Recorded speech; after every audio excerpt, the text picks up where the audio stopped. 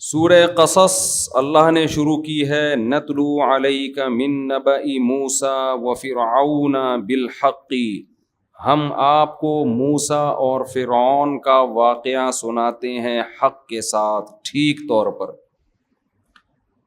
قرآن میں بہت زیادہ بیان کیا ہے فرعون اور موسیٰ علیہ السلام کے واقعے کو۔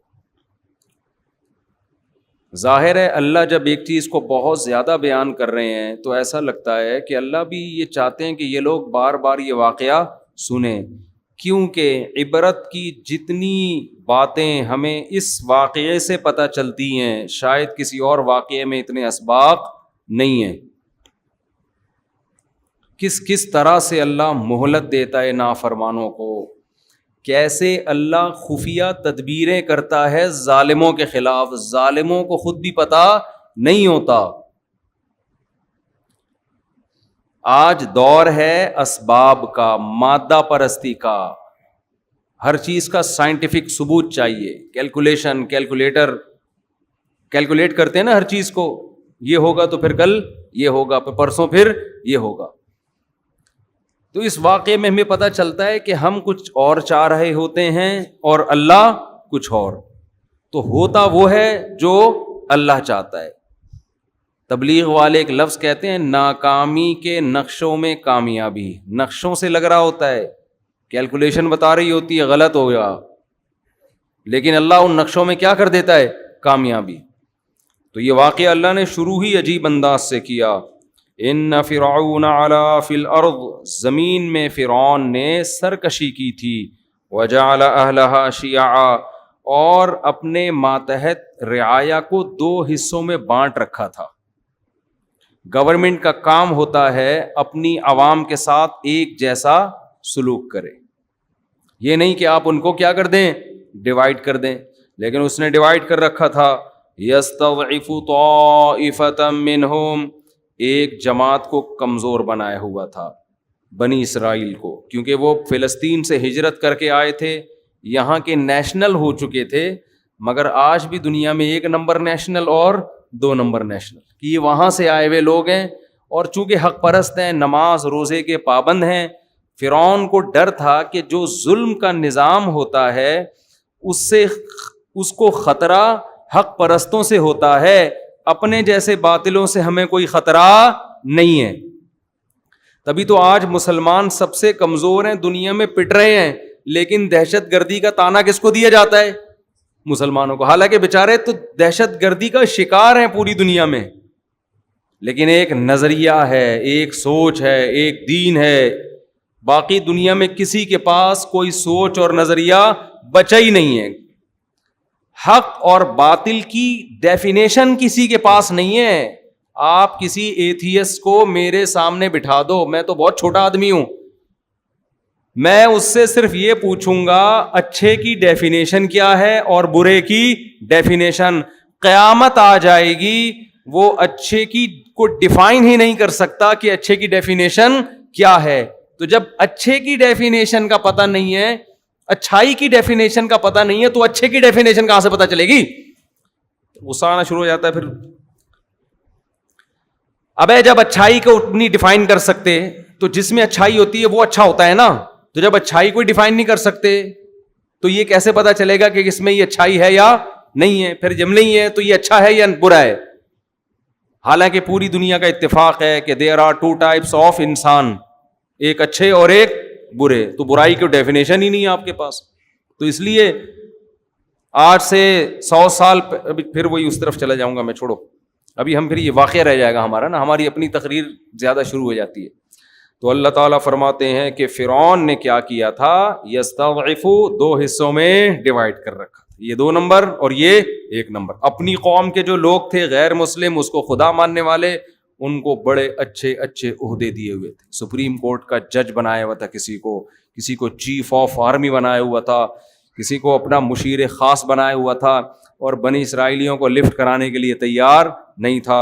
اتنا ظلم کہ اس کو جب خطرہ ہوا کہ نسل ان کی بہت تیزی سے بڑھ رہی ہے، نسل ان کی، کیونکہ مذہبی لوگوں کی نسل ہمیشہ زیادہ اسپیڈ سے بڑھتی ہے، کیونکہ وہ یہ فیملی پلاننگ کے نظریات سے متاثر نہیں ہوتے، اور اگر کوئی مذہبی آدمی متاثر ہے تو مذہبی ہے نہیں وہ، وہ ایک لبادہ اڑا ہوا ہے اس نے دین کا, اس کے دل میں توکل, اللہ پہ اعتماد اور صحیح حدیث کی ویلیو اس کی نظر میں ہے نہیں. ابھی میں نے کینسر کے اسپیشلسٹ ڈاکٹر ہیں ان کا انٹرویو لیا, انہوں نے بتایا, میرا آن دا ریکارڈ موجود ہے میرے چینل مفتی طارق مسعود اسپیچز پر, کہ جو بریسٹ کینسر ہے نا اس کی ایک بڑی وجہ لڑکیوں کی دیر سے شادی بھی ہے, نسل کو روکنا بھی ہے, سمجھتے ہو, تو یہ بھی ایک بہت بڑی وجہ ہے. تو نیچر سے لڑو گے نا برباد ہو جاؤ گے, فائدہ نہیں ہوگا. خیر, تو فرعون نے کیا کرنا شروع کیا نسل کم کرنے کے لیے نا, کیونکہ اس کو پتا تھا, اتنی سینس فرعون میں بھی تھی کہ جس قوم کا گروتھ ریشو بڑھتا ہے پاورفل وہی ہوتی ہے, وہی پاورفل ہوتی ہے. تو فرعون نے کیا کیا, اب فیملی پلاننگ کے طریقے تو اس زمانے میں ایجاد نہیں ہوئے تھے کہ ان کو تمیز سے فری میں خواتین گھروں میں گردش کرتی اور ان کو سمجھاتی تمہارے وسیع تر مفاد کے لیے 2 بچے ہی اچھے. ایکچولی ایجوکیشن اور فیس بچوں کی کہاں سے, کنوینس کا خرچہ, پھر ایکچولی دیکھیں عورت کی صحت, یہ ٹوپی ڈرامے فرعون کو نہیں آتی. یہ آج کل کے فرعونوں نے سیکھے ہوئے ہیں یہ, کہ قتل بھی نہ کرو اور کام ایسا کرو کہ کام قتل سے بڑھ کر ہو جائے, بدنامی بھی نہ ہو. تو فرعون تو سیدھا سیدھا اس نے کیا کیا, بھائی پیدا ہونے سے تو روک نہیں سکتے ہم, یہ ٹائم پہ شادیاں بھی کرتے ہیں. ان کے مذہب میں شادیاں بھی زیادہ تھیں, بنی اسرائیل میں 4 سے زیادہ شادیاں الاؤ تھی حضرت موسیٰ کے مذہب میں. تو انہوں نے کہا بھائی یہ تو اب حل یہی ہے کہ جو لڑکے پیدا ہو رہے ہیں ان کو ذبح کر دو, لڑکیوں کو زندہ چھوڑ دو, لڑکوں کو قتل کر دو. کیونکہ نسل جو مضبوط ہوتی ہے وہ کس سے ہوتی ہے, لڑکوں سے. مرد زیادہ ہوں گے تو نسل مضبوط ہوگی. اور کسی نے اس کو بتا بھی, کوئی نجومی نے ٹوپی ڈرامہ نہیں کیا تھا, خوب سمجھ لو. لوگ کہتے ہیں نجومی نے فرعون کو بتایا تھا تیری نسل میں ایک بچہ پیدا ہوگا جو تیری حکومت کا خاتمہ کرے گا. نجومیوں کو ککھ بھی نہیں پتا ہوتا. کسی نجومی نے بتایا ہوتا نا, فرعون رکھ کے ایک تھپڑ لگاتا, اس کو بولتا اپنا کام کر جا کے. اتنی سینس فرعون میں بھی تھی کہ ان نجومیوں کو, جن کے پاس پہننے کی چپل نہیں اور کپڑے نہیں ہوتے, وہ تمہیں کیا بتائیں گے کل کا. تو یا تو فرعون کو خواب آیا تھا یا اس کو ویسے ہی خطرہ تھا کہ مجھے خطرہ کس قوم سے ہے. عین ممکن ہے اس سے اندازہ لگایا ہو کہ ہمیشہ لیڈر اس قوم میں پیدا ہوئے ہیں. یوسف علیہ السلام مصر میں کہاں تھے, بنی اسرائیل میں سے تھے نا, تو لیڈر ہمیشہ اس قوم میں. تو مجھے خطرہ اسی قوم میں کوئی لیڈر پیدا نہ ہو جائے, کیونکہ بعض قومیں اچھی ہوتی ہیں لیڈر سے محروم. لیڈر اگر قوم کے پاس نہیں ہے تو کتنی اچھی قوم ہو, بھیڑ بکریوں کی طرح اس کی حیثیت ہوتی ہے جیسی ہم لوگوں کی حیثیت ہے. سمجھتے ہو, لیڈر خاندانی مل جائے تو قوم بھی خاندانی بن جاتی ہے پھر. لیکن خاندانی لیڈر کی سلیکشن کے لیے پہلے سے تھوڑا بہت خاندانی ہونا ضروری ہے. اب دیکھیں کیا ہوتا ہے, اللہ خیر کرے. تو ہمارے ایک استاذ تھے, وہ اپنا واقعہ سناتے تھے کہ ایک شاگرد اپنے استاذ کے پاس آیا, کہنے لگا اگر آپ میرے استاذ نہ ہوتے نا میں آپ کو اتنی گالیاں دیتا, لیکن آپ چونکہ میرے استاذ ہیں اس لیے میں احترام کر رہا ہوں. تو انہوں نے کہا تو نے میرا بیڑا تو غرق کر ہی دیا ہے. تو زیادہ میں ڈیٹیل میں نہیں جانا چاہتا. اچھا خیر, تو بھائی اللہ تعالیٰ قرآن میں فرماتے ہیں کہ اچھا فرعون کو یہ خطرہ ہوا کہ میری قوم میں ایسا کوئی, بنی اسرائیل میں ایسا, یا تو خواب آیا یا اس کو یہ خطرہ ہوا کہ بھائی یہاں کوئی ایسا لیڈر پیدا ہو سکتا ہے. درباریوں نے بھی اس کو مشورہ دیا ہوگا نا, وہ جو چمچے ہوتے ہیں. تو فرعون نے کیا کیا, اتنا ظالم, جہاں خبر ملتی کہ ان کے ہاں بیٹا پیدا ہوا ہے اس کو ذبح کر دیتا. ذبح کر, کتنا چیخیں چیختی ہوں گی مائیں. قرآن کہہ رہا ہے ان فرعون علا فی الارض وجعل اہلها شیعا یستضعف طائفة منهم یذبح ابناءهم ویستحیی نساءهم انہ کان من المفسدین. واقعی بڑا فسادی تھا وہ. ونرید, الفاظ دیکھو قرآن کے, ہم نے ارادہ کیا ان نمن علی الذین استضعفوا فی الارض, زمین میں جو سب سے کمزور ترین قوم ہے ہم اس پر احسان کریں, ہم اس پر احسان کریں. وَنَجْعَلَهُمْ أَئِمَّةً, اے اللہ کیا احسان کرے گا اس قوم پہ, ظلم سے بچا لے گا, یہ یہاں سے بھاگنے میں کامیاب ہو جائیں گے, یا فرعون کے دل میں کچھ رحم آئے گا, یہی ہو جائے گا نا. نا اللہ کہتے ہیں ہم نے سوچا کہ ہم کایا پلٹ دیں. نَجْعَلَهُمْ أَئِمَّةً, زمین کا امام ان کو بنا دیں ہم. حکومت کس کو دے دیں, ان کے ہاتھ میں حکومت آ جائے, اور زمین صرف حکومت نہیں، زمین کی باغ ڈور، مضبوط خلافت، مضبوط حکومت اس کمزور ترین قوم کے پاس آ جائے. وَنُمَكِّنَ لَهُمْ فِي الْأَرْضِ، اور زمین میں ہم ان کو مضبوط ٹھکانہ دے دیں. الیکشن والی حکومت نہیں کہ 5 سال میں پھر ڈر لگا رہے کہ دوبارہ فرعون اگلے الیکشن میں جیت جائے. وَنُمَكِّنَ، تمکین کہتے ہیں مضبوط ٹھکانہ، ایسی پاورفل حکومت کے اپوزیشن کا کوئی خطرہ ہو ہی نہیں. وَنُمَكِّنَ لَهُمْ فِي الْأَرْضِ وَنُرِيَ فِرْعَوْنَ وَهَامَانَ وَجُنُودَهُمَا، اور ہم نے ارادہ کیا کہ ہم فرعون اور حامان جو اس کا سب سے بڑا چمچا وزیر تھا وہ، اور ان کا جو لشکر تھا، ان کی جو فوج تھی جو ظالم تھی، ہم ان کو دکھا دیں ما کانوا یحذرون، جس چیز سے وہ ڈر رہے تھے کہ ایسا نہ ہو جائے گا. تو ہم نے کہا ہم ایسا کر کے دکھائیں گے. کیسے اللہ نے انتظام کیا؟ وَأَوْحَيْنَا إِلَىٰ أُمِّ مُوسَىٰ، حضرت موسیٰ کی ماں کو جب حمل ہوا اور بچے کی ولادت کا وقت آیا. کتنی مبارک ماں ہیں، قرآن ان کا قرآن میں کیسے ذکر کرتا ہے. موسیٰ کی وجہ سے ان کی ماں کی بھی عظمت بڑھ گئی. عورت کی عزت میں اس کی اولاد، اس کے شوہر، اس کے باپ کا بہت بڑا دخل ہے. اور آج میرا جسم میری ورزی والوں نے عورت کو مرد سے کیا کر دیا؟ رشتے سے آزاد.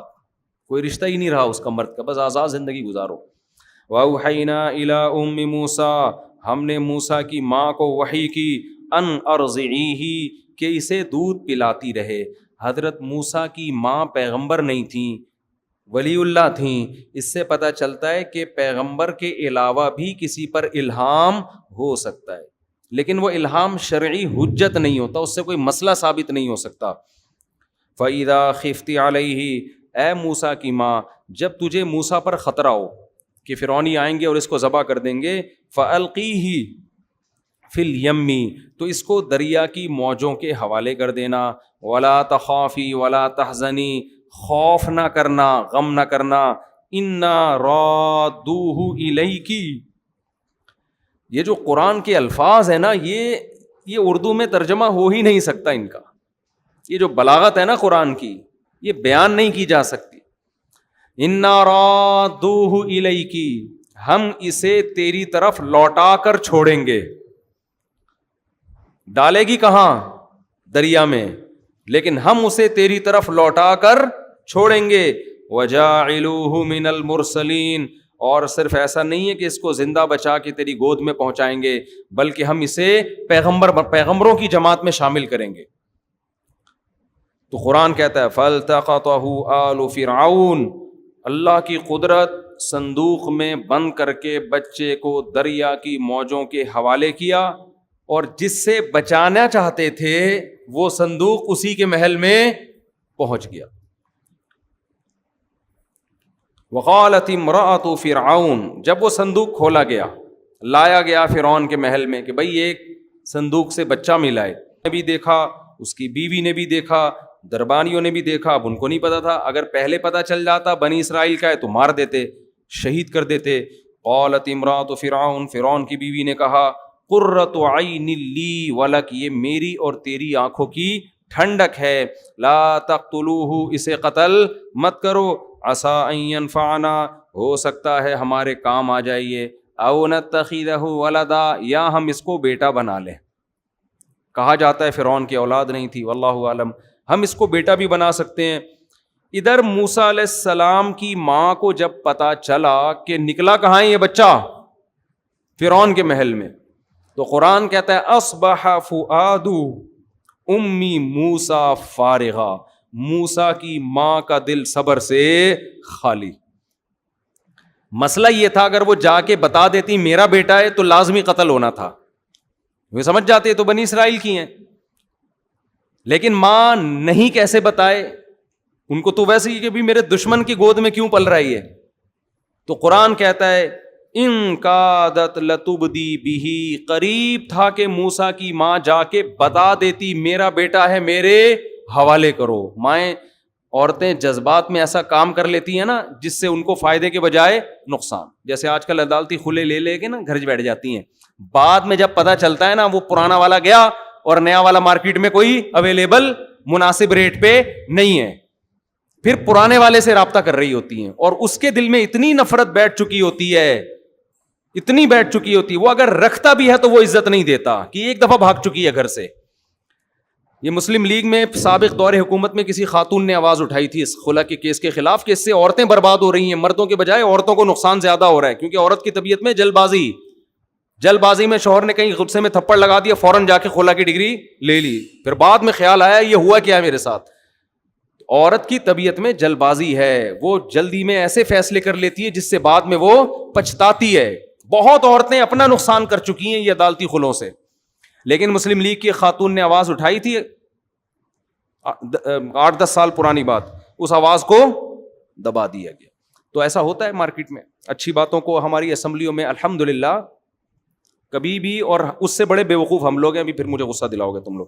اچھا خیر، تو بھائی قرآن کیا کہتا ہے؟ قریب تھا کہ وہ بتا دیتی کہ میرا بیٹا ہے، لیکن قرآن کہتا ہے لولا ربطنا علی قلبہا، ہم نے ان کے دل کو مضبوطی سے باندھ دیا. کچھ آپ اللہ کے لیے کرو، کچھ اللہ بھی آپ کو صبر کی توفیق دیتا ہے. اللہ کہتے ہیں ہم نے مضبوطی سے ان کے دل کو کیا کر دیا؟ گویا رسی سے باندھ دیا کہ بے قابو نہ ہونا. قرآن کہتا ہے وقالت لاختہ، جب حضرت موسیٰ کی ماں نے بچے کو صندوق میں ڈالا تو حضرت موسیٰ کی بہن سے کہا قصیہ، اس صندوق کے پیچھے پیچھے چل. اللہ کے کہنے پہ میں ڈال تو رہی ہوں لیکن پتہ نہیں بچہ جائے کہاں، پیچھے پیچھے چل.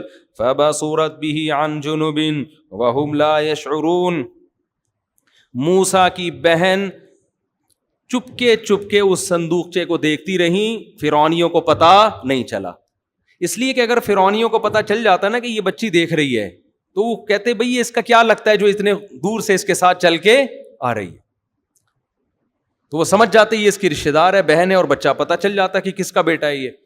تو قرآن کہہ رہا ہے لاشعوری طور پر نا، اس نے بس یہ دیکھ رہی ہے جا کہاں رہا ہے. وحرمنا علیہ المراضع من قبل، بچے کو سب سے پہلے دودھ چاہیے ہوتا ہے. تو فرعون کی بیوی نے جب مشورہ دیا نا اس کو قتل نہیں کرو، فرعون نے کہا بالکل آپ کا مشورہ سر اور آنکھوں. سمجھتے ہو، سمجھ تو گئے ہوگے آپ لوگ.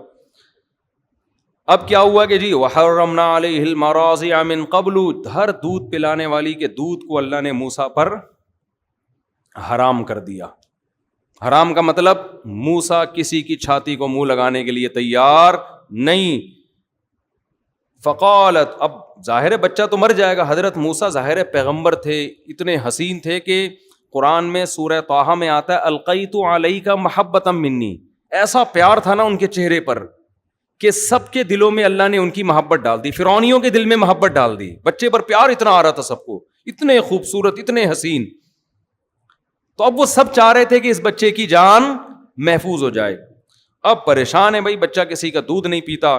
شکر ہے اس وقت تک پاؤڈر کا دودھ ایجاد نہیں ہوا تھا. آج ہم کہتے ہیں کوئی بڑا لیڈر چاہیے تو پاؤڈر کا دودھ پی کے بڑے بڑے لیڈر پیدا نہیں ہوتے. پاؤڈر سے اچھا ہے بھینس کا پلا دو اپنے بچوں کو، شاید کچھ بن جائے. خیر، میں کمپنی کا نام لینے لگا تھا لیکن پھر میں نے کہا کمپنی والے کیس کر دیں گے میرے خلاف. وحرمنا علیہ المراضع من قبل فقالت هل ادلکم، اب وہ بہن موسیٰ علیہ السلام کی چلی گئی دربار میں، کہنے لگی بھائی وہ ایک خاتون ہے، میرا خیال ہے کہ میں بھی جب یہ وہ گود میں لیں گی تو اس خاتون کے بارے میں رپورٹ یہ ہے کہ ہر بچہ ان کا دودھ پی لیتا ہے. ایسے کچھ گول مول کر کے نا، تاکہ یہ پتہ نہ چل جائے کہ وہ ان کی ماں ہے اور میں ان کی بہن ہوں. اس بچی کا بھی کیسا کانفیڈنس تھا، کتنے احتیاط سے اس نے جا کے فرعونیوں کو ایسا بتایا کہ پتہ نہ چلے کہ میرا اس سے کوئی ریلیشن ہے. قرآن کہتا ہے الا اہل بیت یکفلونہ لکم، میں تمہیں ایسے گھر کا پتہ بتاؤں جو اس کی کفالت کر لیں گے بچے کی اچھے سے. وہ ایک خاتون ہے، وہ بچوں کو اچھا سا پال بھی لیتی ہیں اور امید ہے یہ بچہ ان کا دودھ پی بھی لے گا. قرآن کہتا ہے وہ لوگ خیر خواہی چاہ رہے تھے حضرت موسیٰ کی، بچے کی جان بچانا چاہتے تھے. فرددناہ الی امہ، ہم نے اس طرح موسیٰ کو ان کی ماں کی گود میں پہنچا دیا. پہلے زمانے میں دستور تھا مالدار گھرانوں کی عورتیں بچے پیدا کر کے دائیوں کے حوالے کر دیتی تھی کہ بس پیار کروانے کے لیے دن میں 3-4 دفعہ زیارت کروا دیا کرو، باقی ساری ٹینشن کس نے اٹھانی ہے؟ تم نے.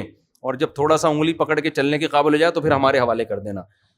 تو میں مالدار عورتوں سے کہتا ہوں جو بڑی ڈیسنٹ قسم کی لائف گزارنا چاہتی ہیں, بچے پیمپر ویمپر ان ٹینشنوں, اور اس کی وجہ سے وہ نسل روک لیتی ہیں. تو روکنے سے بہتر ہے پیدا کر کے دائیوں کے حوالے کر دو, میاں سے بولو جہاں اتنا خرچہ کر رہے ہو وہاں ایک دائی رکھ لو, وہ پال پوس کے تھوڑا جب چلنے پھرنے کے قابل ہو جائے گا تو تمہارے حوالے کر دے گی, اس میں کوئی حرج نہیں ہے. نہ پیدا کرنے سے بہتر ہے کسی سے پلوا لو.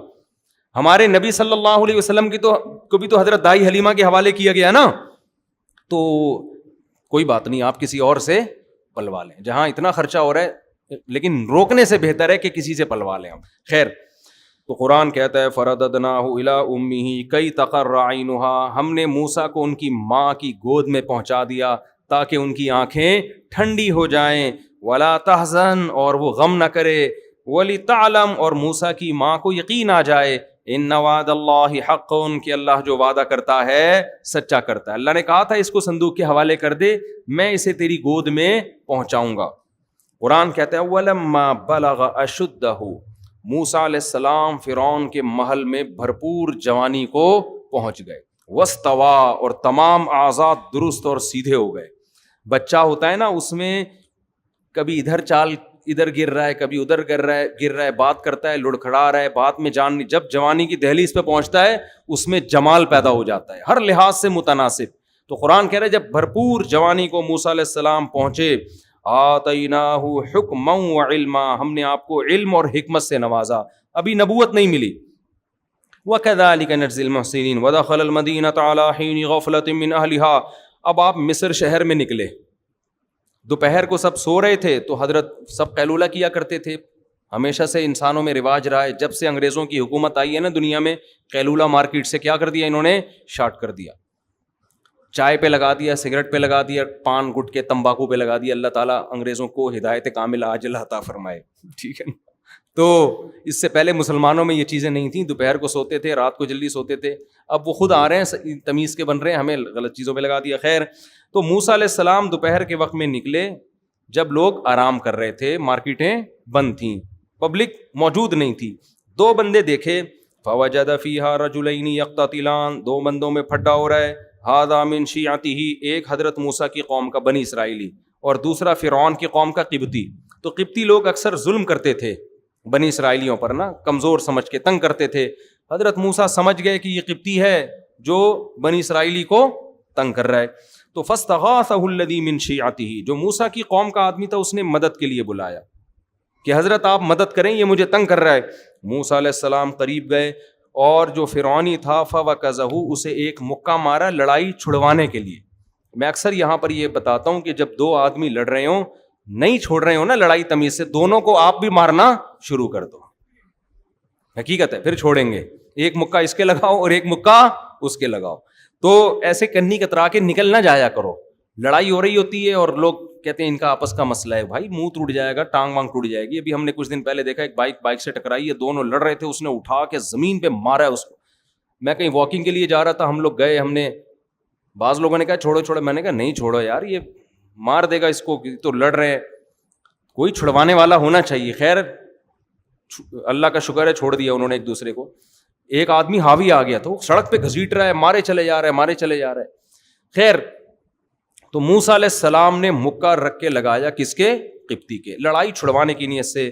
فقضى علیہ, اور اس کا انا للہ ہو, کیونکہ جوان تھے, طاقتور تھے, پیغمبر کمزور نہیں ہوتے, تو ایک ہی مکے سے اس کا کام تمام ہو گیا. اب تھا بھی فرعونی, یہ بڑا مسئلہ تھا, لیکن کسی کو پتہ نہیں چلا, کیونکہ قرآن کہہ رہا ہے غفلت کا وقت تھا اور سب آرام کر رہے تھے, کسی کو نہیں پتہ چلا.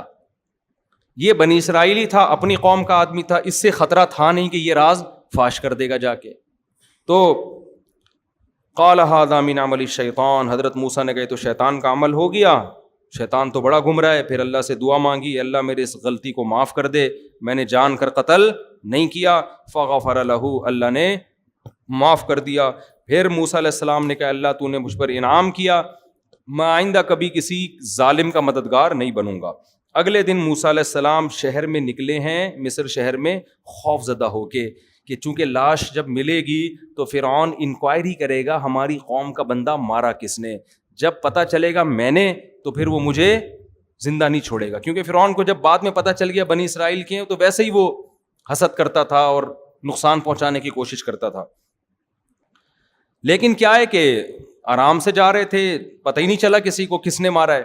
فَإِذَا الَّذِي اسْتَنصَرَهُ بِالْأَمْسِ يَسْتَصْرِخُهُ, اچانک نظر پڑی کہ جو آپ کی قوم کا آدمی جس کا کل کسی قبطی سے پھڈا ہو رہا تھا, آج کسی دوسرے بندے سے پھڈا ہو رہا ہے, اور موسیٰ علیہ السلام کو مدد کے لیے پکار رہا ہے, آ جائیں بھائی. ٹھیک ہے نا. حضرت موسیٰ علیہ السلام نے ارادہ کیا میں اس کی مدد تو کرتا ہوں, لیکن اس کو تھوڑی تنبیہ تو کروں نا کہ تو روزانہ ہی پھڈے کر رہا ہوتا ہے. تو حضرت موسیٰ نے کہا انک لغوی مبین, تو کھلی غلطی پر ہے, کل بھی جھگڑ رہا تھا, آج بھی جھگڑ رہا ہے. جب اس کو ڈانٹا ہے, پھر قرآن کہہ رہا ہے اب موسیٰ مدد کے لیے اسی کی مدد کے لیے گئے ہیں, کیونکہ قبطی طاقتور تھا, ایسے موقع پہ کمزور کی مدد کی جاتی ہے نا. لیکن اپنی قوم کا آدمی یہ سمجھا کہ مجھے ڈانٹا ہے تو شاید اب یہ مجھے مارنے آ رہے ہیں, وہ ڈانٹ سے یہ غلط سمجھ بیٹھا. سمجھ رہے ہیں بھائی, مدد تو حضرت موسیٰ نے اسی کی کرنی تھی, لیکن اس کو پہلے ڈانٹ لگا دی کہ تو نالائق, تو روزانہ لڑتا ہے. اب قرآن کہہ رہا ہے ارادہ کیا حضرت موسیٰ نے کہ فرعونی قبطی کو پکڑیں, جا کے گریبان سے پکڑیں, اس کو ہٹائیں. اتنی اسپیڈ سے آگے گئے ہیں کہ یہ سمجھا کہ اس دفعہ چانٹا کس کے پڑے گا, میرے پڑے گا. تو یہ نالائق جو ہے اس نے راز فاش کر دیا موسیٰ علیہ السلام کا. اس کو چاہیے تھا نا تھوڑا کنٹرول کرتا یار, بھاگ جاتا وہاں سے. قتل کا پتہ چل تمہاری مدد میں بندہ مارا ہے تو تم چپ تو رہو کم از کم. کتنا نالائق تھا نا بنی اسرائیلی. تو اس نے کیا کہا, یا موسیٰ ترید ان تقتلنی, اے موسیٰ آپ مجھے قتل کرنا چاہتے ہو, کما قتلت نفسا بالامس, جیسے کل آپ نے بندہ مارا ہے. کل ایک بندہ آپ نے مار دیا, مجھے لگتا ہے آج آپ مجھے مارنا چاہتے ہو. وما ان ترید الا ان تکون جبارا فی الارض, آپ زمین میں اپنا روب دبدبہ قائم کرنا چاہتے ہو. وما ترید ان تکون من المصلحین, اصلاح نہیں چاہتے. آپ کو میں مدد کے لیے بلا رہا ہوں تو چھڑوا کے چلے جاؤ, آپ بندے ہی مارنا آپ نے شروع کر دیے, تو آپ کی نیت اصلاح کی نہیں ہے. اب بات ایک دم لیک آؤٹ ہو گئی نا جب شور مچایا اس نے. اس کو پتا چل گیا اچھا بھائی کل بندہ انہوں نے مارا تھا. فرعون تک بات پہنچی. فرعون کے درباریوں میں مشورہ ہوا کہ بہترین موقع ہے موسیٰ کو قتل کرنے کا, کیونکہ تو ویسے ہی پریشان تھے نا کہ یہ بات میں ثابت ہو گیا تھا بنی اسرائیل کے. اب بہترین موقع ہے, ہر جگہ اچھے لوگ بھی ہوتے ہیں. فرعون ہی کے دربار میں ایک شخص تھا جس کی ہمدردیاں کس کے ساتھ تھیں, موسیٰ علیہ السلام. جیسے فرعون کی بیوی کی ہمدردیاں کس کے ساتھ تھیں, حضرت موسیٰ. وہ دیکھ رہی تھی نا کہ کتنا صالح نوجوان ہے یہ. جو نیک اور پرہیزگار لوگ ہوتے ہیں وہ لوگوں کے دلوں میں گھر بنا لیتے ہیں. تو فرعون ہی کے محل میں حضرت موسیٰ کے بہت سے حامی پیدا ہو گئے تھے. تو اس نے آ کے مخبری کی موسیٰ علیہ السلام سے, فرمایا ان الملأ یأتمرون بک, اے موسیٰ بڑے دربار میں تیرے بارے میں مشورے ہو رہے ہیں کہ تجھے قتل کر دیں. فاخرج, مصر سے تو نکل جا, انی لک من الناصحین, میں تیرا خیر خواہ ہوں, آپ نکل جاؤ ورنہ یہ آپ کو زندہ نہیں چھوڑیں گے. اب موسیٰ علیہ السلام نے یہ نہیں کہا موت زندگی کس کے ہاتھ میں ہے. جو ہمارے دیندار لوگ نا اکثر فضول قسم کی بے موقع تقدیر کا حوالہ دینا شروع کر دیتے. زندگی موت کس کے ہاتھ میں ہے, اللہ کے ہاتھ. کس کے ہاتھ میں ہے, اللہ. میں کہیں نہیں جاؤں گا, میں کسی سے ڈرتا مرتا, بول لو نا, نہیں ہوں, میں کوئی ڈرتا مرتا تھوڑی ہوں. جو رات قبر میں لکھی ہے وہ قبر میں ہے. یہ باتیں بالکل ٹھیک ہیں, جو رات قبر میں لکھی ہے وہ آئے گی, لیکن آپ کو کیا پتا کون سی رات لکھی ہوئی ہے, ٹھیک ہے نا, آپ کو تھوڑی پتا ہے, آپ تو بچنے کی کوشش کرو. حضرت موسیٰ کو اندازہ ہو گیا بھائی یہ مجھے قتل کر دیں گے, تو جان بچانا بھی فرض ہے, جان بچانے کی تدبیریں اختیار کرنا بھی فرض ہے. قرآن کہتا ہے فخرج منہا. اب حضرت موسیٰ نے تو مصر کے علاوہ دنیا دیکھی نہیں تھی, اب کہاں جائیں بھائی, تو مدین جانے کا ارادہ کیا, کیونکہ سنا تھا کہ مدین کی حکومت اچھی ہے, بادشاہ اچھا ہے. تو ارادہ آپ نے کیا کیا, مصر سے کہاں چلا جاؤں, مدین. اب پیدل نکل گئے. فخرج منہا خائفا یترقب, خوف کی حالت میں اور لوگوں سے چھپتے چھپتے مصر سے نکل گئے, اس خوف سے کہ کوئی مجھے دیکھ نہ لے. تو خوف بھی ہو سکتا ہے پیغمبروں کے دل میں, یہ سب چیزیں نیچرل ہیں. اگر آپ کے کوئی قتل کی کوشش کر رہا ہے اور آپ کی ٹانگیں کانپنا شروع کر دیں تو یہ اس کی علامت نہیں ہے کہ آپ بے دین ہیں, یہ نیچرل ہے. سمجھ رہے ہو یہ کیا ہے. ایک دفعہ میں نے یوٹیوب پہ ویڈیو دیکھی, زلزلہ آیا ہے, سب لوگ ڈر سے بھاگ رہے ہیں, امام صاحب کھڑے ہوئے ہیں, زبردست, پتہ نہیں اندر سے کانپیں کتنی ٹانگ رہی ہوں گی ان کی، واللہ عالم. کسی نے کہا دیکھو امام صاحب کا ایمان دیکھو، میں نے کہا ایمان نہیں ہے، پاگل آدمی ہے، اللہ معاف فرمائے، ایسے کہنا نہیں چاہیے امام کو. چھت وت گرے گی، زمین میں پھٹپٹا جائے گی. تو جب زمین ہلے، تراویاں ہو رہی ہو، تہجد ہو رہی ہو، فوراً کیا کرو؟ بولو بھاگ جاؤ. تو یہ کوئی ایمان کی علامت نہیں ہے. زندگی بچاؤ. حدیث میں آتا ہے نماز کے دوران سانپ نکل آئے نا، سانپ کو مار دو جا کے. یہ نہیں کہ خشوع و خضوع سے میں چونکہ نماز پڑھ رہا ہوں، میں اللہ کے دربار میں ہوں، میں سانپ سے نہیں ڈرتا. تو نماز پڑھ رہا ہے، یہ تجھے پتا ہے، اللہ کو پتا ہے، سانپ کو نہیں پتا. یہ وہ اپنا کام کرے گا. تو اس لیے قرآن کہتا ہے کہ موسیٰ علیہ السلام خوف زدہ بھی تھے کہ کہیں کوئی دیکھ نہ لے. یترقب، دیکھتے بھی پھر رہے تھے، چھپتے بھی پھر رہے تھے، اور اسی حال میں آپ نے مصر کو چھوڑ دیا. قال ربی نجینی، اور اللہ سے دعا مانگی، اے اللہ ان ظالموں سے مجھے نجات دے دے. ظالم کیوں؟ اس لیے کہ قتل خطا میں قتل کی سزا نہیں ہے. کچھ غلطی سے بندہ مار دے تو آپ جا رہے ہو گاڑی میں، اچانک کوئی سامنے آ گیا، مر گیا، یہ تھوڑی کہ آپ کو پھانسی کے پھندے پہ لٹکا دو. یہ تو ظلم ہے نا، یہ تو خالصتاً ظلم ہے. ولما توجہ تلقاء مدین، پھر مدین کی طرف رخ کیا اور کہا عسیٰ ربی ان یہدینی سواء السبیل، مجھے اپنے رب سے امید ہے وہ مجھے سیدھا راستہ دکھا دے گا. راستہ مجھے معلوم نہیں ہے لیکن اور کوئی آپشن نہیں ہے، تو چلو بس مدین کی طرف رخ کر کے نکلتے ہیں، اللہ مدد کرے گا. ولما ورد ماء مدین، ورود عربی میں کہتے ہیں پانی کے کنویں پہ آنا یا پانی کے گھاٹ پہ آنا. حضرت موسیٰ سب سے پہلے مدین جب پہنچے ہیں تو کنویں پہ پہنچے، اس لیے کہ انسان کی سب سے بڑی ضرورت کیا ہے؟ پانی. پہلے زمانے میں بھی لوگ پانی تلاش کرتے تھے، جہاں پانی ہوگا وہاں آبادی ہوگی. تو حضرت موسیٰ بھی جب مصر میں پہنچے تو کہاں پہنچے؟ کنویں کے قریب. وجد من دونہم امرأتین تذودان، دیکھا کچھ دور دو لڑکیاں کھڑی ہوئی ہیں اور وہ ہٹا رہی ہیں، یعنی پانی نہیں پینے دے رہی ہیں اپنے جانوروں کو یا اپنے مویشیوں کو. ووجد، اچھا، امۃ من الناس یسقون، اور بہت سے لوگ مرد جو ہے نا وہ مجمع میں گھسے ہوئے اور پانی نکال کے پلا رہے ہیں انسانوں کو یا اپنے مویشیوں کو، اور وہ لڑکیاں دور کھڑی ہوئی ہیں. تو حضرت موسیٰ کو ان کمزوروں پہ ترس آیا. ترس یہ آیا کہ یہ تو ان کا نمبر آنے میں تو کئی گھنٹے لگ جائیں گے. اب یہ شرم کی وجہ سے مردوں کے مجمع میں نہیں جا رہی ہیں، اور مرد اتنے ڈھیٹ، ان کو یہ خیال نہیں آ رہا کہ یار ہمارا مجمع ختم ہوتے ہوتے یہ تو کھڑے کھڑے، دھوپ بھی تھی وہاں بہت، ان کا تو بیچاریوں کا سخت نقصان ہوگا. تو ہم ہی کچھ غیرت دکھا کے خواتین کو کہتے ہیں پہلے آپ پانی نکال لیں، اور ہے بھی کوئی بہت زیادہ نہیں، دو لڑکیاں ہیں نا. تو یہ اس قوم کو سوچنا چاہیے تھا نا یہ، لیکن قوم میں غیرت نہیں تھی. حضرت موسیٰ حالانکہ خود تھکے ہوئے تھے اور خود مسافر تھے، لیکن حضرت موسیٰ کو ان لڑکیوں پہ ترس آیا. یہ ایک ایک چیز سیکھنے کی ہے میرے بھائی. آپ گھننے بن کے کہیں وقت نہ گزارا کریں. کوئی پڑا ہوا ہے، ایکسیڈنٹ میں پڑا ہوا ہے، کوئی کسی کے ساتھ کوئی مسئلہ ہے، کنی کترا کے نکل گئے آپ. شریعت نے ہمیں حکم دیا ہے اگر کوئی محتاج نظر آتا ہے آپ کو معاشرے میں جس کی آپ مدد کر سکتے ہیں تو وہاں کنی کترا کے نہ نکلیں. آپ جا رہے ہو، گٹر کا ڈھکن کھلا ہوا ہے، آپ تھوڑی سی انکوائری کریں، بھائی کوئی گر جائے گا اس میں. لوگ کیا کرتے ہیں، بائک یوں سائڈ سے گھمائی، یوں گھنٹہ لگا کے نکل لیے، بس ہم نکل لیے، ہم بچ گئے، باقی جو آ رہا ہے مرے. اسپیڈ بریکر بعض دفعہ اندھیرے میں بنا دیے جاتے ہیں، لوگ آ کے مر رہے ہیں. ابھی ہمارا گارڈ زخمی ہوا ہے ایک مسجد کے باہر، انہوں نے مسجد وہ کیا روڈ بلاک کر دیا. روڈ جو بلاک کیا ہے نا، ایک درمیان سی پٹی لگا کے، وہ پٹی بائک والوں کو دور سے نظر نہیں آ رہی، اسپیڈ کے ساتھ آتے ہیں، جب قریب آتے ہیں تو پٹی نظر آتی ہے، اور کئی بائک والے گر چکے تھے وہاں. ہمارا گارڈ بھی وہاں گرا اور اچھی خاصا زخم آیا اس. وہ کہہ رہے میں نے وہاں جا کے بتایا جو لوگ بیٹھے ہوئے تھے، یار یہ کتنے لوگ گر چکے ہیں؟ تو انہوں نے کہا ہاں کیلکولیشن کر کے بتا رہے تھے، یار 8-10 بندہ اب تک گر چکا ہے. کسی کو توفیق نہیں ہو رہی، یار کچھ تو کرو بھائی، تمہارے سامنے لوگ گر رہے ہیں، تم روڈ پہ آ کے کھڑے ہو جاؤ. لیکن نہیں، جب تک 25-30 جنازے نہیں اٹھیں گے کسی کو خیال نہیں آتا. تو یہ سیکھنے کی چیز ہے. قرآن اس واقعے کے ایک ایک پہلو کو بیان کر رہا ہے. موسیٰ علیہ السلام کو ان پہ ترس آیا کہ بھائی ان بیچاریوں کا نمبر تو بہت دیر سے آئے گا.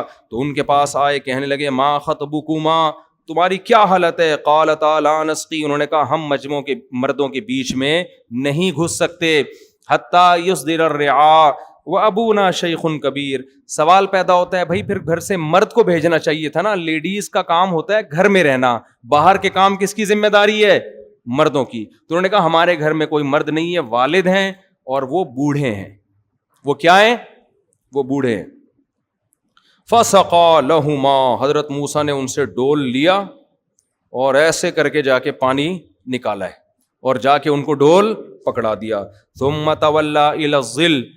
اب موسیٰ علیہ السلام کی نیت تو اللہ کی رضا کے لیے ان لڑکیوں کی خدمت تھی اور کوئی ذہن میں مفاد نہیں تھا, لیکن چونکہ مسافر تھے, کوئی ٹھکانہ نہیں ہے, کوئی جیب میں پیسے نہیں ہے کہ کہیں کھانا ہوٹل پہ خرید لیں, ہے بھائی کچھ بھی نہیں ہے.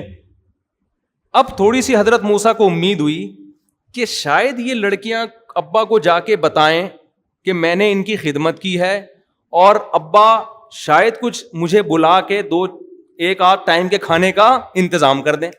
نیت تو یہ نہیں ہے لیکن امید ہو گئی. تو اب ان لڑکیوں سے نہیں کہہ رہے کہ دیکھو تم اپنے باپ کے پاس جا کے بتاؤ کہ میں ایک مسافر آدمی ہوں, میں نے تمہاری خدمت کی ہے, میں مسافر ہوں, کھانے پینے کا انتظام نہیں ہے, تو اگر ایک آدھ ٹائم کے کھانے کا انتظام ہو جائے تو بڑی نوازش ہوگی, باقی تفصیل میں ابا سے مل کے بتاؤں گا یہ ہوا کیا ہے میرے ساتھ. ان لڑکیوں سے موسیٰ علیہ السلام نے یہ, یار نہیں آ رہا سمجھ میں آپ لوگوں, ان لڑکیوں سے یہ بات نہیں, یہ سیکھنے کی چیز ہے. غیرت مند لوگ کیسے زندگی گزارتے ہیں, کیوں نہیں کہا؟ اس لیے کہ ان لڑکیوں کے دل میں خیال آ جائے گا اچھا یہ جو ڈول وول سے پانی پلایا ہے تو اس میں ان کا مفاد تھا. آج بسوں میں نہیں کھڑے ہوتے, پہلے نماز روزے کی ترغیب دے کے اپنا چورن بیچ رہا ہوتا ہے. پھر میں ایک دفعہ پنڈی جا رہا تھا بس میں, اس نے بتایا نماز پڑھیں ٹائم پہ, پابندی پہ, جتنے مسافر ہیں میں نے کہا ماشاء اللہ یار کتنا نیک آدمی, ہم مسافروں کو پہلے سے نماز کی ترغیب دے رہا ہے. اس کے بعد اس نے ٹافی نکالی, گلے کو صاف کرتی ہے, پھیپھڑوں کو آرام دیتی ہے. تو یہ ہوتا ہے, ٹھیک ہے نا. تو انہوں نے نہیں کہا اس لیے کہ ان کے دل میں خیال آ جائے گا کہ بھائی یہ لیبل خدمت کا اور اصل میں ان کا مقصد کچھ اور. تو ان سے نہیں کہا لیکن اللہ سے کہا, اس لیے کہ ہم اللہ کے بہرحال محتاج ہیں, اللہ سے ہم نے استغنا نہیں کرنا.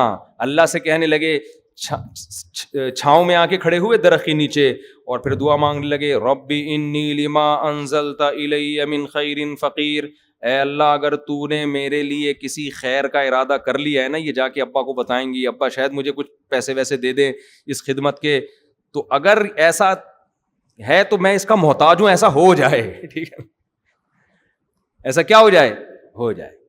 تو ہمیں یہ بھی سکھایا جا رہا ہے لوگوں کی جیبوں پہ نظر نہ رکھو مگر اللہ سے مستغنی مت. اللہ سے یہی دعا مانگا کرو, اللہ جو تو خیر چاہتا ہے نا میرے لیے, بے شک اس ذریعے سے چاہتا ہے تو اسی ذریعے سے دے دے, مجھے قبول ہے, مجھے کیا ہے, قبول ہے. اللہ نے دعا سن لی. قالت احداہما فجاءت احداہما تمشی علی استحیاء. ادھر حضرت موسیٰ دعا مانگ رہے ہیں, اللہ کوئی خیر کا اگر تیرا ارادہ ہے تو کر دے, میں محتاج ہوں, بھوک بھی لگ رہی ہے, کوئی ٹھکانہ بھی نہیں ہے, کچھ کر دے, کوئی انتظام.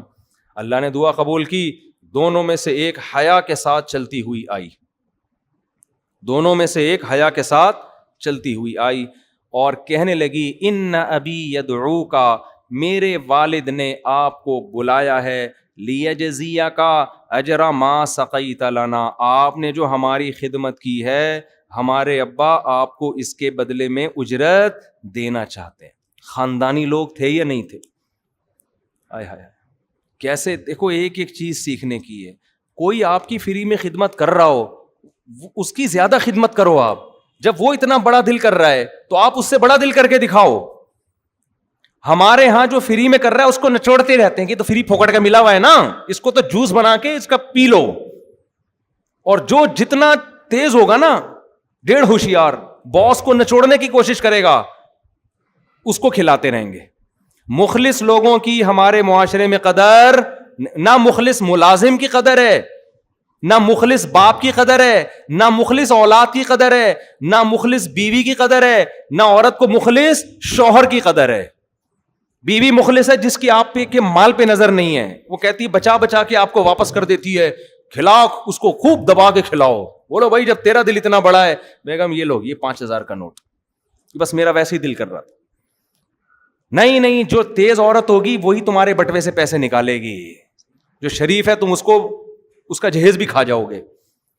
اور دوسری طرف بھی یہی معاملہ ہے, میاں اگر شریف ہے, سرنج سے نا اس کا خون نکال کے اپنے بھائیوں کے چڑھا دے گی.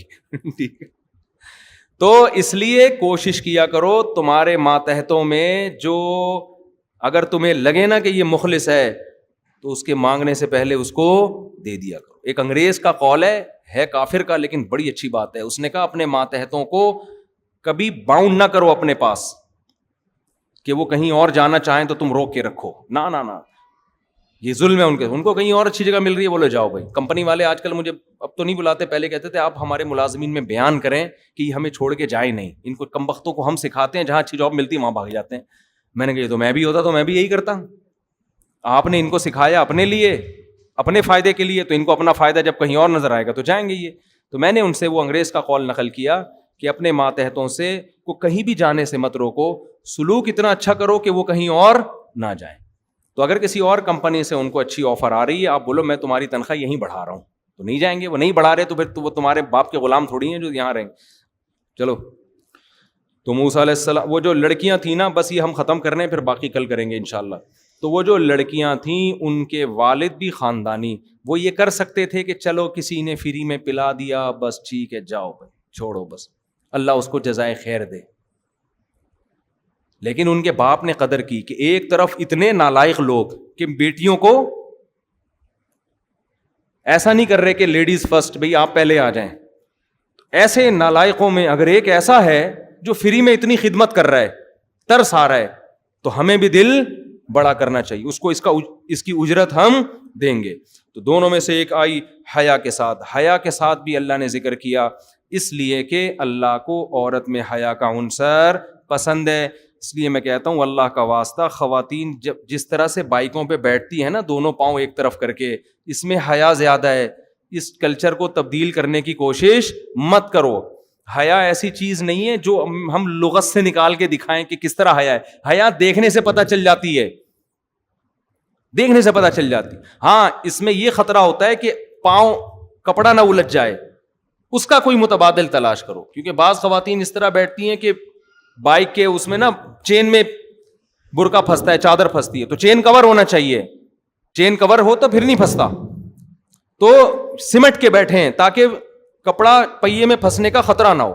باقی اس پہ بخاری مسلم کی حدیثیں پیش کرنا کہ اونٹ میں خواتین ایسے بیٹھتی تھی, یہ پاگلوں والی حرکتیں ہیں. یہ اونٹ میں تو اس طرح بیٹھ ہی نہیں سکتی, اور بائک کو آپ اونٹ پہ قیاس نہ کرو. یہی وجہ ہے کہ آج آپ کوئی بھی علماء صلحاء دیکھیں گے, حتیٰ کہ جو یہ دلائل دے رہے ہیں نا کہ اس طرح بیٹھنا چاہیے, ایک پاؤں ادھر ایک پاؤں ادھر کر کے, وہ بھی اپنی بیوی اور بہنوں کو اس طرح نہیں بٹھاتے بائک پر. ان کو پتا ہے کہ اچھا نہیں لگے گا یہ عمل دیکھنے میں.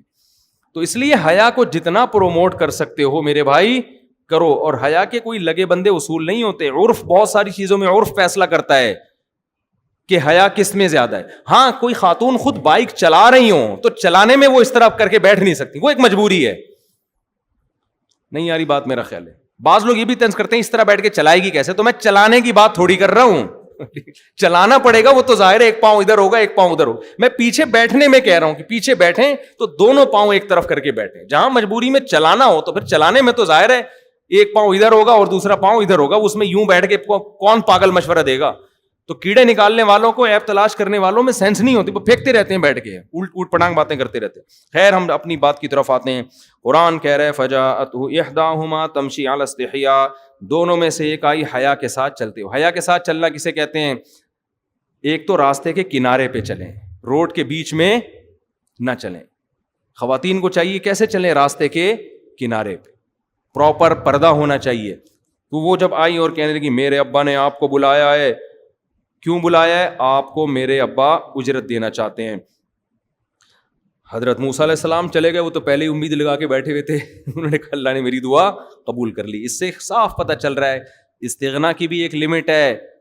بھیکاری پن بھی مت بنو اور اتنا استغنا بھی نہ کرو کہ اللہ کچھ دینا چاہتے اور آپ کو نہیں جی مجھے اللہ کھلائے گا. تو قرآن کہتا ہے قالت احداہما, ہاں موسیٰ علیہ السلام آئے تو ابا نے جب موسیٰ علیہ السلام سے بات چیت کی تو پھر پوری تفصیل پوچھی, آپ ہو کہاں سے, آپ ہو کہاں سے. حضرت موسیٰ نے اپنا پورا واقعہ بیان کر دیا. بھائی میں ایسے فرعون کے محل میں پڑا ہوں, بڑا ظالم ہے, ہماری قوم کے ہزاروں بچوں کو قتل کر دیا اور مجھے بھی تنگ کرتا تھا, ایک قبطی کا مجھ سے قتل ہو گیا. پوری صاف بات کی موسیٰ علیہ السلام نے, کوئی اس میں جھوٹ نہیں, جو تھا ویسے کا ویسا بیان کر دیا. تو یہاں بھی 2 نمبری ہوتی ہے. ایک اجنبی آدمی جس کو پتا ہے مجھے اس کنٹری میں کوئی رشتہ ملے گا نہیں, اس کا جب کسی گھر میں جانا ہو اور 2 لڑکیوں کی خدمت بھی کر چکا ہو تو اس کو داماد بننے کی بھی ایک لالچ پیدا ہو سکتی ہے نا. تو یہاں وہ حقیقت نہیں بیان کرے گا بلکہ جھوٹ موٹ کے کاروبار اور بزنس پیش کرنا شروع کر دے. ایکچولی میرا مصر میں بڑا بزنس ہے اور میں بزنس کے سلسلے میں یہاں آیا تھا. یہ بھی گڑبڑ ہوتی ہے. حضرت موسیٰ نے کچھ نہیں, کیونکہ کوئی لالچ نہیں بھائی کسی سے. اس لیے میں کہتا ہوں رشتے لینے جایا کرو, جو ہو وہ بیان کر دیا کرو, ہونا ہوگا ہو جائے گا. جھوٹ بول کے اچھی جگہ شادی سے بہتر ہے کسی خراب جگہ شادی کر لے سچ بول کے, وہ پھر بھی پائیدار ہوگا معاملہ. دھوکہ نہیں دے انسان کسی کو. موسیٰ علیہ السلام نے اپنی پوری کہانی سنائی, بھائی میرے ساتھ یہ ہوا. تو وہ کہنے لگے لا تخف نجوت من القوم الظالمین, اب خوف نہ کرو, اللہ نے تمہیں ظالموں سے نجات دے دی ہے. قالت احداہما یا ابت استاجرہ, دونوں بیٹیوں میں سے ایک نے مشورہ دیا کہ ابا ہمارے گھر میں کوئی بھائی نہیں ہے, ہماری بکریاں چرانے کے لیے ہمیں ایک اچھا ملازم چاہیے, ایسا ملازم جو ایماندار بھی ہو اور طاقتور بھی ہو. ایماندار اس لیے گھر میں لڑکیاں ہیں, آپ بعض دفعہ مزدوروں کو لے کر آتے ہیں, وہ گھر کی عورتوں کو جھانکنا تاکنا شروع کر دیتے. میں نے دفعہ ایک مزدور کا انتظام کیا, مجھے کسی نے کہا اس کو نہیں رکھو. میں نے کہا کیوں؟ کہہ رہے اس کی عادت ہے کمبخت کی, جس گھر میں مزدوری کرتا ہے ان کی عورتوں کو جھانکتا ہے جا کے. مشہور ہے ماشاء اللہ, اللہ نے اتنا نوازا ہے کہ اس فیلڈ میں کیا ہو گیا ہے, مشہور ہو گیا. اس کا کام ہی یہی ہے کمبخت کا. پنکھا ٹھیک کرنے میں یا پلستر کرنے میں اتنا ٹائم نہیں لگاتا جتنا جھانکنے تاکنے میں لگاتا. ابھی ایک مزدور پٹا ہے, چھت پہ چڑھا ہوا جھانک رہا تھا کسی کے گھر میں, اوپر شٹرنگ کا کام کر رہا ہے اور جھانک کسی کے گھر, وہ لڑکوں والوں نے دیکھ لیا, اس کو بلا کے طبیعت سے کوٹ پیٹ کے اس کے اگلے پچھلے سارے گناہ معاف کر دے. لیکن یہ ایسے ٹھرکی ہوتے ہیں کہ یہ پٹ پٹ کے دوبارہ وہی کام کر رہے ہوتے ہیں. تو گھر میں آپ جب کسی بندے کو رکھتے ہو, سب سے پہلے اس میں امانت دار ہو, کسی کی بہو بیٹی کے ساتھ خیانت نہ کرے. نمبر 2, اس لحاظ سے بھی امانت دار ہو کہ ڈیوٹی پابندی سے کرے, ورنہ خیانت کرنا شروع کر دے. آپ حضرت موسیٰ نے بکریاں چرائیں, میرا تجربہ ہے, آپ اپنی بکری خود پالتے ہو, اتنی اسپیڈ سے بڑھ رہی ہوتی ہے, چرواہے کو دے دو, بڑھنے کے بجائے چھوٹی ہونا شروع ہو جائے گی روز بروز. اس کی اپنی بکریاں بڑھ رہی ہوں گی, آپ کی کیا ہونا شروع ہو جائیں گی. میں نے بکری کا بچہ دیا, وہ اتنے کا اتنا ہی ذبح کیا, پھر ہم نے 1 سال کے بعد, بڑھا ہی نہیں. کھلاتے ہیں نہیں, چلا کے اپنے جانور کو بڑے ٹائٹ طریقے سے پال رہے ہوتے ہیں. تو بچیوں نے کہا کہ سب سے بہتر ملازم جو گھر میں ملازمت کے لیے وہ ہے, نمبر 1 ایماندار ہو, نمبر 2 طاقتور ہو. خالی نیک ہونا بھی کافی بولو نا نہیں ہے, کیونکہ آپ بعض دفعہ ایسا آدمی ملازم رکھ لیتے ہو کہ اس کی تنخواہ اتنی نہیں ہوتی جتنا اس کو کھلانے پلانے, گلوکوز کی بوتلیں چڑھانے پر خرچ ہوتا ہے. آپ یہ بھی میرے پاس ایسے کیسز بھی آ چکے ہیں. تو صحت مند ہونا چاہیے. تو یہ صحت مند بھی ہے. صحت کا اندازہ اور ایمانداری کا اندازہ ان بچیوں نے اتنی دیر میں کیسے لگا لیا؟ سوال پیدا ہوتا ہے نا بھائی. ان کی تو 2 ملاقاتیں ہوئی ہیں اور ایک دم انہوں نے فیصلہ کر لیا کہ ایماندار بھی ہیں اور طاقتور بھی. علماء کہتے ہیں طاقت کا اندازہ لگایا ڈول نکالنے سے. وہ جو لوگ تھے نا وہ ایسے یوں کر کے نا کھینچ رہے تھے, گھنٹہ لگ جاتا تھا ان کو. ہمارے حضرت تو پوری نقل کر کے بتاتے تھے نا, ای کی چی چی کی آوازیں آ رہی ہوتی تھی, ڈول بھی بڑے بڑے ہوتے تھے پہلے. حضرت موسیٰ گئے ہیں اور ایسے کر کے ڈول نکالا. ان بچیوں کو اندازہ ہو گیا کہ یہ نوجوان کمزور نہیں ہے. اور امانت کا اندازہ ایسے ہوا کہ اس پورے پروسیس میں انہوں نے دیکھا کہ ان کی نگاہیں مسلسل زمین پر جھکی ہوئی تھی. ایک دفعہ بھی انہوں نے لڑکیوں کی طرف نگاہ اٹھا کے نہیں دیکھا. میں نے ایسے لوگ بھی دیکھے, آپ مستورات کے ساتھ جا رہے ہو نا کار میں, پیچھے ٹیکسی والا کیا کرتا ہے, وہ جو گلاس ہوتا ہے نا پیچھے دیکھنے کا, وہ آپ کی بیوی پہ سیٹ کر دیتا ہے. یہ گرلز اسکول جو ہوتے ہیں نا, گرلز, ان میں جو وین پہ نہیں آ رہے ہوتے, وین میں لے جانے کے لیے جو ڈرائیور ہوتے ہیں, ان میں بہت ہوتا ہی ہے. ایسے شادیاں ہوئی ہیں. ہمارے ایک جاننے والے تھے, وہ اب تو پرانا ہو گیا, ان کو نہیں پتا چل, تو بچے بھی ان کے بڑے ہو گئے. بچپن کا واقعہ ہے. وہ لڑکیوں کے اسکول میں نا لڑکیوں کو لے کے جاتا تھا وہ لڑکا, تو وہاں اس نے ایک لڑکی پہ سیٹ کیا ہوا تھا وہ گلاس, وہ نہیں جو پیچھے دیکھنے کے لیے. آنکھ مٹکا ہوا ہے, اور بالآخر الحمدللہ دونوں کی شادی ہوئی. چلو اچھا ہوا شادی ہو گئی, بچے بھی ہو گئے ماشاءاللہ, ہنسی خوشی زندگی گزر رہی ہے ان کی. تو اس طرح بھی ہوتا ہے بھائی, ٹھیک ہے شادی ہونا تو ٹھیک ہے, لیکن ابا نے اس لیے تھوڑی بٹھائی ہے بچی کے آپ گلاسز سے اس کو جھانکو, آپ ویسے ہی پیغام بھیج دیتے. اور ایسے بھی ہم نے اچھے لوگ دیکھے ہیں کہ وہ اس کا خیال کرتے ہیں کہ بھائی آپ جب اگلے پر اعتماد کر رہے ہیں تو آپ اس کے اعتماد کو ٹھیس نہ پہنچائے. ایسے بھی لوگ میں نے دیکھے ہیں, آپ اپنی وائف کے ساتھ بیٹھے ہو, وہ فوراً گلاس کو وہ ایسی جگہ فٹ کر دیتے ہیں کہ کسی عورت پہ نظر نہ پڑے ان کی. تو یہ عورتوں کو بہت جلدی پتہ چل جاتا ہے کہ کس کی آنکھوں میں مکاری ہے اور کس کی آنکھوں میں حیا ہے. یہ مردوں کو پتہ نہیں چلتا, یہ عورتوں کو 2 منٹ میں پتہ چل جاتا ہے. تو ان لڑکیوں نے حضرت موسیٰ علیہ السلام کی آنکھوں سے اندازہ لگا لیا کہ یہ اجنبی ہو کے کسی کے ساتھ خیانت نہیں کر رہے. نظر مستقل کہاں ہے؟ نیچے. اور بعض علماء نے یہ بھی لکھا ہے کہ حضرت موسیٰ نے جب ان لڑکی نے کہا نا کہ آپ میرے والد کے پاس چلیں, تو حضرت موسیٰ نے کہا کہ میں آگے چلتا ہوں آپ پیچھے. ممکن ہے یہ ایسا ہو, واللہ عالم. خیر ان کو اندازہ ہو گیا, تو اس لیے اب بس یہ 2 آیتیں پڑھ کے بیان ختم کرتا ہوں. تو وہ جو لڑکیوں کے والد تھے نا, یہ کہا جاتا ہے کہ شعیب علیہ السلام تھے, لیکن اس کی کوئی دلیل ہے نہیں. ان لڑکیوں کے دیکھو باپ کو سب سے زیادہ فکر بیٹی کے بالغ ہونے کے بعد اس کی شادی کی ہوتی ہے, جو غیرت مند باپ ہے. سب سے زیادہ فکر کس کی ہوتی ہے؟ جو غیرت مند باپ ہے نا, اس کو فکر ہوتی ہے مجھے اپنی بیٹی کے لیے رشتہ چاہیے. آج کل یہ فکر ختم ہو گئی, بلکہ بچی بتا بھی دیتی ہے نا ابا کو کہ وہاں شادی کرنی ہے, تو ابا 2 لگ کے تھپڑ لگاتے ہیں اس کے. شرم نہیں آتی بھی ایجوکیشن ہے, ایکچولی شروع ہو جائے گا پھر.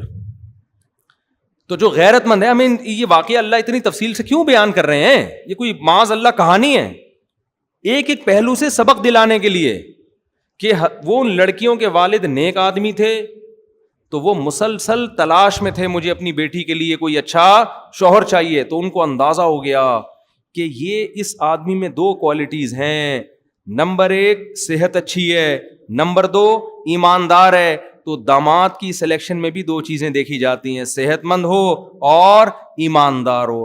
ہمارے ہاں ان 2 کو اگنور کر کے روکھڑا دیکھا جاتا ہے, کماتا کتنا ہے. اگر وہ ایماندار نہیں ہے, کماتا ہے, خدا کی قسم یہ کمائی عذاب جان بن جائے گی. اسی کمائی سے وہ آئس پیے گا, اسی کمائی سے شراب پیے گا, اسی کمائی سے لڑکیوں کو جھانکا تاکی کرے گا. پیسہ تقوی کے بغیر آتا ہے تو عیاشی لے کر آتا ہے. دوسری بات یہ کہ پیسہ آنے جانے والی چیز ہے. اگر صحت ہے تو بندہ بزنس کر کے پیسہ کما لیتا ہے, ایمانداری نہیں ہے تو پیسہ وبال جان, اور صحت نہیں ہے تو جب آپ کے اندر کمانے کی طاقت نہیں ہے تو پھر میری طرح آپ سبزی والوں کو پیسے بانٹتے پھر ہوگی. مجھ میں تو تھی طاقت لیکن ٹائم نہیں تھا نا, تو وہی ہو جائے گا. اس لیے علماء کہتے ہیں کہ ایک آدمی اگر صحت مند ہے تو اس کی جیب میں پیسہ ہے یا نہیں یہ مت دیکھو, بلکہ ایسے موقع پہ قرآن کیا کہتا ہے, یکونوا فقراء یغنیہم اللہ من فضلہ, اللہ اپنے فضل سے غنی کر دے گا. جب بیوی آئے گی تو کھلانے کا خرچہ بھی اللہ دے دے گا.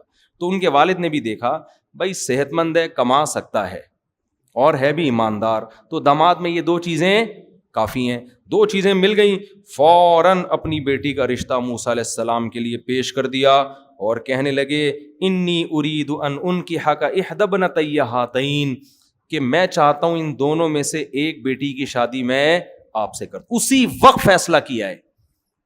کہاں گئے استخارے 6 مہینے کے بھائی,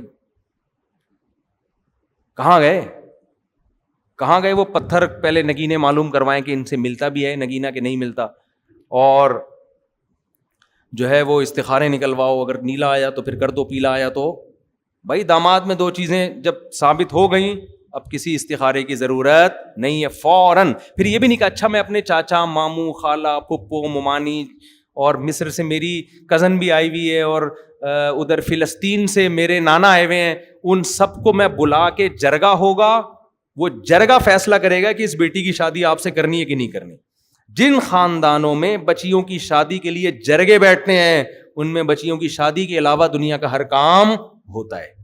باپ کو اللہ نے اتھارٹی دی ہے, ہاں یا نہ اسی وقت کر دے. وہ سمجھتے ہو, باپ بہترین فیصلہ کرتا ہے. میری جب شادی ہوئی نا تو میری جو وائف ہیں الحمدللہ اور ان سے میری اولاد ہے, ان کے ابا نے رشتہ داروں کو بتائے بغیر ہاں کر دی تھی, کیونکہ میں دوسری کر رہا تھا نا. وجہ یہی تھی کہ وہ کہہ رہے ہیں یار ہم جب بتائیں گے نا دوسری تو کوئی بھی نہیں مانے گا. تو باپ کو پتا ہوتا ہے کہ یار میرے نے کیا فیصلہ کرنا ہے. تو انہوں نے مجھے یہ بتایا تھا کہ آپ جب نکاح پہ آئیں گے تو آپ نے بتانا نہیں ہے کہ میں دوسری کر رہا ہوں, آپ نے یہی شو کرنا ہے کہ میں کیا ہوں, کنوارا, کیونکہ پھر ایک نئی بحث چھڑ جائے گی. تو رشتہ داروں کو سمجھانا بڑا مشکل ہوتا ہے اور باپ ڈیسیجن لے سکتا ہے. تو لے لیا انہوں نے ڈیسیجن الحمدللہ, اللہ کے فضل سے آپ کے سامنے. میرا خیال ہے 13-14 سال ہو گئے شادی کو.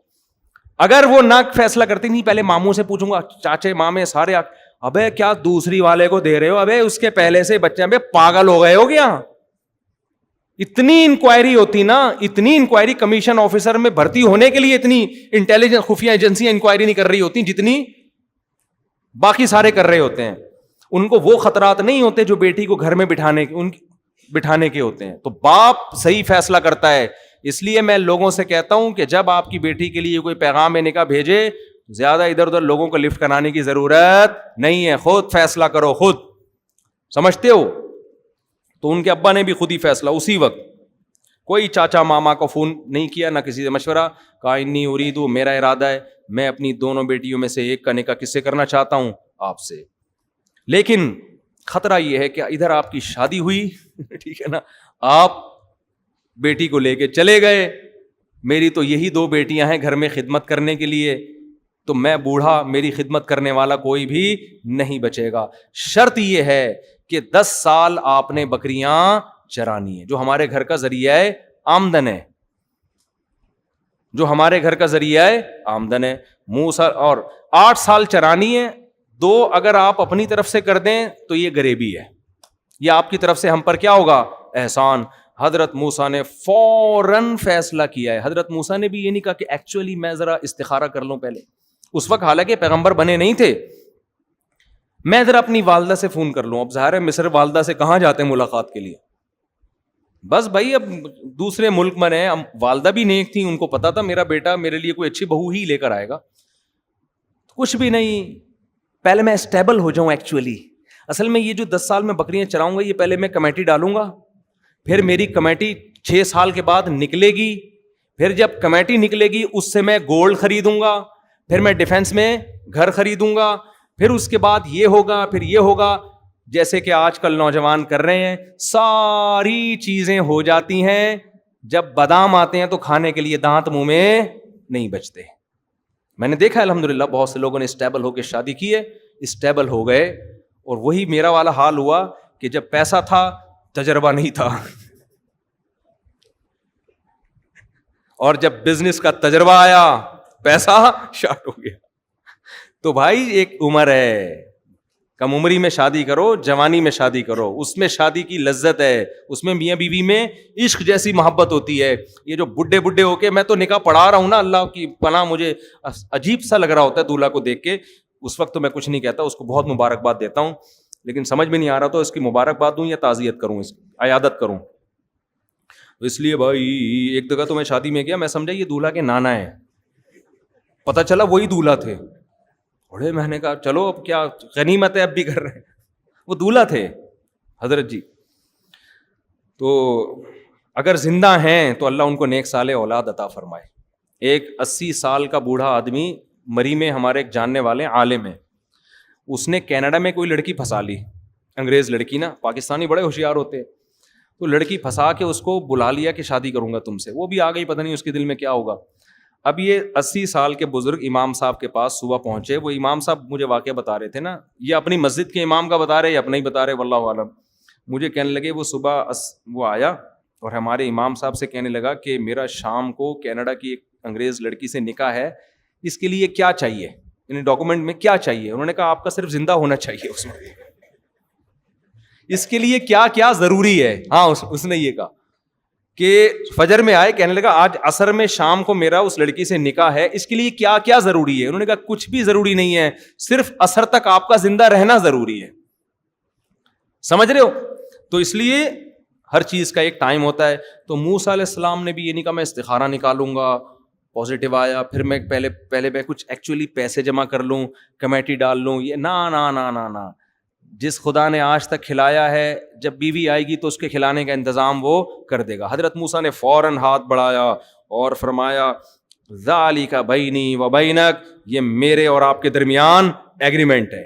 حضرت موسیٰ نے یہ بھی نہیں کہا میں یہاں شادیاں کرنے نہیں آیا ہیں, میرے پر تو ابھی تو میرا ایک بڑا ویژن ہے, میں اپنی قوم کے نجات کے لیے محنت کروں گا, اسٹرگل کی شادیوں وادیوں میں کیوں مجھے الجھا رہے ہو, ابھی تو میں اپنی قوم کا نجات دہندہ بنوں گا, میں واپس جاؤں گا اور میں ایک اسٹرگل کروں گا, محنت کروں گا, پھر مصر میں انقلاب آئے گا, پھر جب مصر کی حکومت کا خاتمہ ہوگا پھر میں انشاءاللہ آپ سے رابطہ کروں گا, آپ اپنا فون نمبر دے دیجیے مجھے, کانٹیکٹ نمبر دے دیں. نہ بھائی یہ سارے کام ساتھ ساتھ ہوں گے, پڑھائی بھی ساتھ ساتھ, آپ میڈیکل کالج میں پڑھ رہے ہیں وہ بھی ساتھ ساتھ, شادی بھی, بچے بھی, کوئی کام شادی کی وجہ سے نہیں رکے گا اور کسی کام کی وجہ سے شادی نہیں رکے گی. ایک وجہ سے رکے گی, کوئی لفٹ کرانے کے لیے تیار ہی نہ ہو, کوئی لڑکی نہ دے رہا ہو تو پھر ایک مجبوری ہے, پھر میرا دماغ آ کے مت کھایا کرو. تو قرآن کہتا ہے کہ موسیٰ علیہ السلام نے فوراً کہا ذالک بینی و بینک, یہ میرے اور آپ کے درمیان ایگریمنٹ ہے, ایم الاجلین قضیت, دونوں 8 سال یا 10 سال میں سے کوئی بھی مدت میں نے پوری کر دی, فلا عدوان علیہ, تو پھر مجھ پر کوئی حرج نہیں ہے, یعنی پھر میں اپنے اس ایگریمنٹ سے کیا ہو جاؤں گا, بری. واللہ علی ما نقول وکیل, اور ہم جو معاہدہ کر رہے ہیں اس پر کون گواہ ہے, اللہ گواہ ہے.